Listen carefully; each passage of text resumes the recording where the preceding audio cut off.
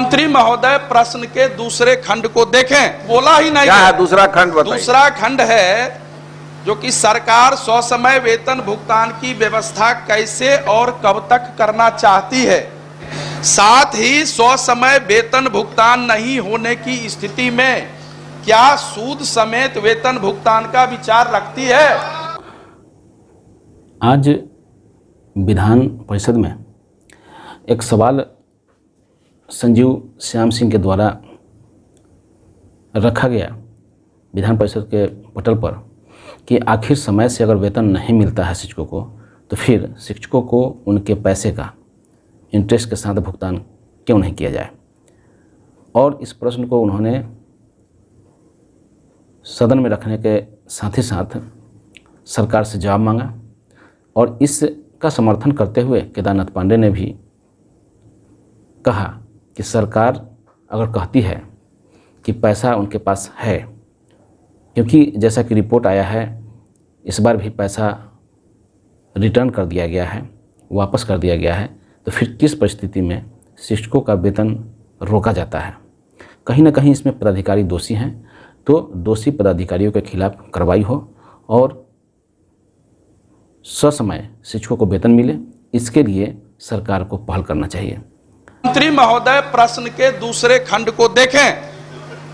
प्रश्न के पहले खंड में है विभागीय लापरवाही एवं संवेदनहीनता के कारण 6 महीने तक बकाया रहता है, और दूसरे खंड के बारे में तो कुछ बोला ही नहीं। क्या है दूसरा खंड बताइए। दूसरा खंड है जो कि सरकार ससमय वेतन भुगतान की व्यवस्था कैसे और कब तक करना चाहती है, साथ ही सदन के अन्य सदस्य भी सहमत होंगे, साथ ही ससमय वेतन भुगतान नहीं होने की स्थिति में क्या सूद समेत वेतन भुगतान का विचार रखती है। सभापति महोदय, सभापति महोदय, सभापति महोदय, सभापति महोदय, सभापति महोदय, सभापति महोदय, वेतन और पेंशन अविवादित मुद्दा है। वेतन और पेंशन संवैधानिक व्यवस्था के अनुसार जिनको आप नियुक्त करते हैं उनको वेतन देते हैं, और प्रत्येक कार्य महीना जो है उसके दूसरे महीने में जो प्रथम सप्ताह है कोई नियत तिथि होनी चाहिए जिसमें वेतन खाते में चले जाए। मंत्री महोदय ने जो उत्तर पढ़ा, विभाग ने सही में माननीय सदस्य ने कहा जो कि विभाग ने लंबा चौड़ा उत्तर दे दिया, लेकिन विभागीय पदाधिकारी कितने चतुर हैं, उन्होंने दूसरे खंड का उत्तर कुछ दिया ही नहीं।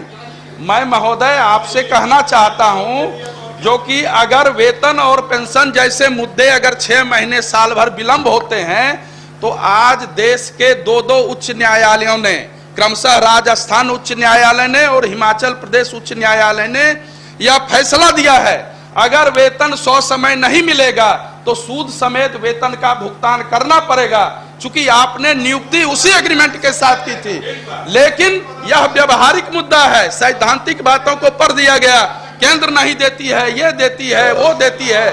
आपका कोई भी मामला हो, चाहे अनुदान का मामला हो, चाहे विश्वविद्यालय के वेतन का मामला हो, चाहे पेंशन के मामले हों, उनके जो आश्रित हैं वो वेतन पर ही निर्भर करते हैं। उनके घर में आपदा आती है, उनके घर में बीमार होते हैं, लेकिन उनको इलाज कराने का एक भी पैसा नहीं रहता है। विभागीय संवेदनहीनता के कारण उनके बाल बच्चे काल कलवित हो जाते हैं।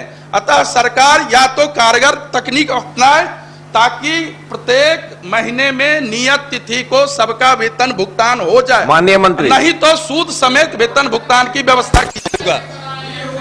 एक बात मैं माननीय मंत्री को धन्यवाद देता हूं कि सही इन्होंने बात कही है कि सरकार के पास पैसे की कमी नहीं है, लेकिन आज का दैनिक जागरण सारे विभागीय पदाधिकारियों को पढ़ना चाहिए। संपादकीय लिखा है कि शिक्षा विभाग के 1625 करोड़ रुपए सरेंडर हो रहे हैं। एक तरफ राशि सरेंडर हो रही है, वो पूरे देश के पैमाने पर अखबार एक संदेश दे रहा है, और दूसरी तरफ महोदय ठीक कह रहे हैं माननीय सदस्य संजीव जी कि संवेदनहीनता और विभागीय लापरवाही ये मुफस्सिल के अधिकारियों का काम है महोदय, और मुफस्सिल के अधिकारियों की जो लापरवाही है और संवेदनहीनता है वो वेतन छोड़ के बाकी सारा काम करते हैं।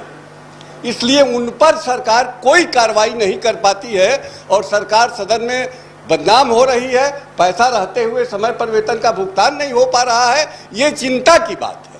मैं ध्यान आकृष्ट कर रहा हूं कि आप ऐसे अधिकारियों पर कौन सी कार्रवाई करना चाहते हैं। अभी सुपौल के डीपीओ पर विधान परिषद ने कार्यवाही जब की तब जाके वहां शिक्षकों के वेतन का भुगतान हुआ। वो वेतन में भी उनको चाहिए, कुछ चाहिए उनको वेतन में भी। ये बहुत ही गलत बात है महोदय। लापरवाही और संवेदना को आप चिन्हित कीजिए माननीय मंत्री जी, और आप निर्देश दीजिए अधिकारियों को कि सरकार को अपमानित नहीं करे, समय पर वेतन भुगतान की व्यवस्था कराएं।